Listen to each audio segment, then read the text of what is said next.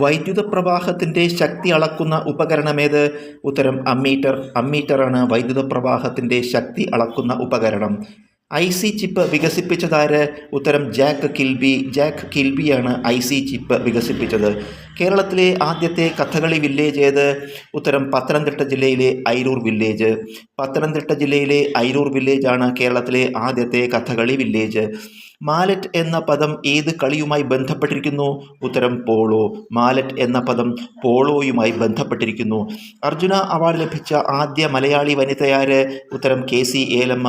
KC ഏലമ്മയാണ് Arjuna award ലഭിച്ച ആദ്യ മലയാളി വനിത. പ്ലേയിങ് ടു വിൻ എന്നത് ആരുടെ ആത്മകഥയാണ്? ഉത്തരം സൈന നെഹ്വാൾ. സൈന നെഹ്വാളിൻ്റെ ആത്മകഥയാണ് പ്ലേയിങ് ടു വിൻ എന്നത്. പൂനെ ഗെയിംസ് എന്നറിയപ്പെട്ടിരുന്ന കായിക വിനോദമേത്? ഉത്തരം ബാഡ്മിൻ്റൺ. ബാഡ്മിൻ്റനാണ് പൂനെ ഗെയിംസ് എന്ന് അറിയപ്പെട്ടിരുന്ന കായിക വിനോദം. അപ്പുവിൻ്റെ അന്വേഷണം ഏത് വിഭാഗത്തിൽപ്പെടുന്ന സാഹിത്യകൃതിയാണ്? ഉത്തരം സാഹിത്യ വിമർശനം.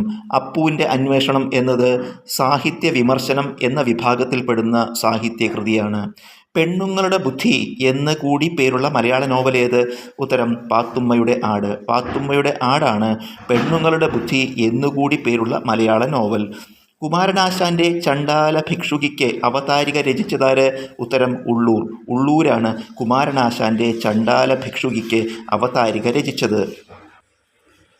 പകർപ്പവകാശ കേസിൽപ്പെട്ട ആദ്യ മലയാള സിനിമ ഏത്? ഉത്തരം മാർത്താണ്ഡവർമ്മ. മാർത്താണ്ഡവർമ്മയാണ് പകർപ്പവകാശ കേസിൽപ്പെട്ട ആദ്യ മലയാളി സിനിമ. കൊങ്കൺ റെയിൽവേയെ കുറിച്ച് കുറച്ച് പ്രസ്താവനകളാണ്. കൊങ്കൺ റെയിൽവേ നിർമ്മാണം പൂർത്തീകരിച്ച വർഷം 1998. കൊങ്കൺ റെയിൽവേ അതിൻ്റെ സഞ്ചാരപാതയിൽ 146 നദികളെ പിന്നിടുന്നു. കൊങ്കൺ റെയിൽവേ പാതയിൽ ഏതാണ്ട് 2000 പാലങ്ങളും 91 തുരങ്കങ്ങളും ഉണ്ട്. കുറച്ച് ശുദ്ധജല തടാകങ്ങളും അവ സ്ഥിതി ചെയ്യുന്ന ജില്ലകളും. ആനക്കുളം എന്ന ശുദ്ധജല തടാകം ഇടുക്കി ജില്ലയിലാണ്. മൂരിയാട് എന്ന ശുദ്ധജല തടാകം തൃശ്ശൂർ ജില്ലയിലാണ്. പൂക്കോട് എന്ന ശുദ്ധജല തടാകം വയനാട് ജില്ലയിലാണ്. സൃഷ്ടിപരമായ നശീകരണം എന്ന ആശയം മുന്നോട്ട് വച്ച സാമ്പത്തിക ശാസ്ത്രജ്ഞനാര്?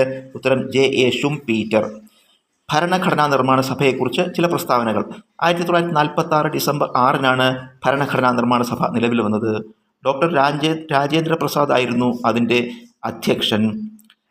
ഭരണഘടനാ നിർമ്മാണ സഭ രൂപീകരിക്കുന്ന വേളയിൽ 389 അംഗങ്ങൾ ഉണ്ടായിരുന്നു. സ്വാതന്ത്ര്യം കിട്ടിയതിന് ശേഷം 299 അംഗങ്ങളായി ഭരണഘടനാ നിർമ്മാണ സഭ പുനഃസംഘടിപ്പിച്ചു.